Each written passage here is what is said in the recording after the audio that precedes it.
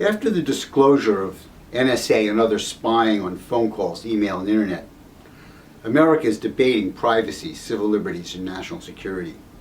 For young people, a major political constituency of President Obama's, privacy and civil liberties are all about the war on drugs. With hundreds of thousands of young people going to jail for marijuana and other drugs, national security begins in their living room, in their dorm room, or on the street. The NSA not only shares its data gathering with law enforcement agencies, but NSA-type surveillance is being carried out by those agencies as well. Their analysis shows where you're going, who you're with, and who you're talking to.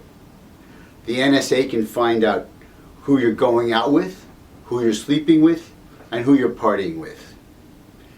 Well, all that partying violates Nixon-era anti-drug laws. Enforcement of drug laws is now more of a matter of habit than logic or public health. This force of habit has resulted in the government data mining Facebook and Twitter for evidence of drug use. These laws are not protecting us from drug use disorders. These laws are not protecting young people from drugs. Drugs are now often coming from outlaw laboratories contaminated with poison. Anti-drug education does not have to be honest or truthful or effective. It just has to preach zero tolerance according to law. Prohibition ultimately makes drug use a symbol of youthful rebellion. Federal studies say that 20 to 25% of America's high school seniors regularly use marijuana. Well, that means, of course, most young people don't use marijuana, but many of their friends and acquaintances do.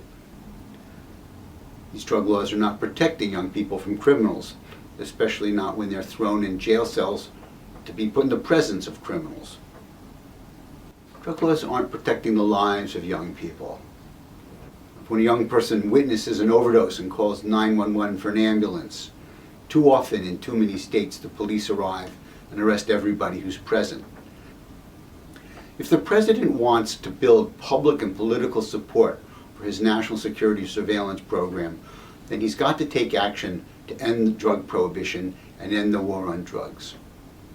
The facts demonstrate that counterproductive drug laws are hurting national security.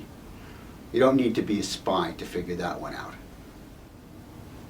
I'm Eric Sterling, President of the Criminal Justice Policy Foundation.